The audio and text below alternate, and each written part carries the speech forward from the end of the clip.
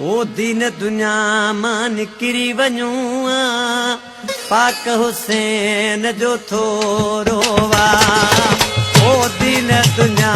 मां निकिरी वञूं पाक हुसैन जो थोरो वा ओ रोज़ल माज़मा रहिजी वञूं पाक हुसैन जो थोरो वा ऐ दीन दुनिया मां निकिरी वञूं पाक हुसैन जो थोरो वा ओ दीन दुनिया मां निकिरी वञूं पाक हुसैन जो थोरो वा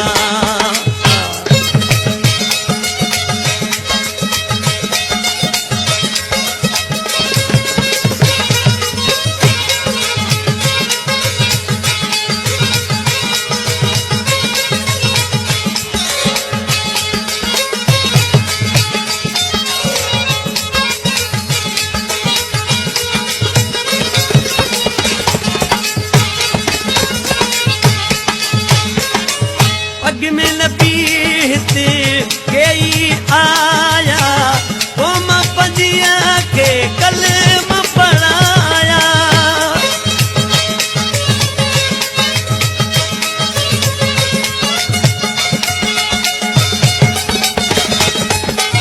अग में नबी हिते कई आया कोम पंजिया के कलम पढ़ाया मुनकर पर बलिजी वञूं पाक हुसैन जो थोरो वा ऐ दीन दुनिया मां निकिरी वञूं पाक हुसैन जो थोरो वा ओ दीन दुनिया मां निकिरी वञूं पाक हुसैन जो थोरो वा ओ रोज़ल माज़मा रहिजी वञूं पाक हुसैन जो थोरो वा आ दीन दुनिया मां निकिरी वञूं पाक हुसैन जो थोरो वा ओ दीन दुनिया मां निकिरी वञूं पाक हुसैन जो थोरो वा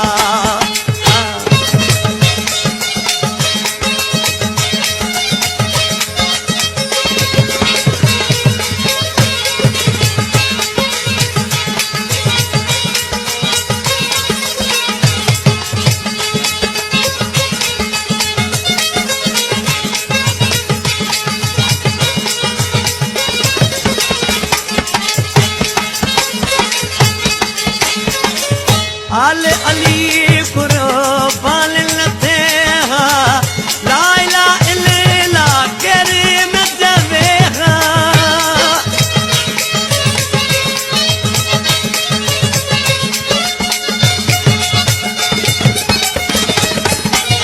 आल अली कुर्बान लथे हा ला इलाहा इल्लल्लाह करीम जवे हा रोले पैजी वञूं पाक हुसैन जो थोरो वा आ दीन दुनिया मां निकिरी वञूं पाक हुसैन जो थोरो वा ओ दीन दुनिया मां निकिरी वञूं पाक हुसैन जो थोरो वा ओ रोज़ल माज़मा रहिजी वञूं पाक हुसैन जो थोरो वा आ दीन दुनिया मां निकिरी वञूं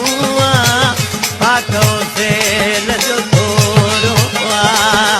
ओ दीन दुनिया मां निकिरी वञूं पाक हुसैन जो थोरो वा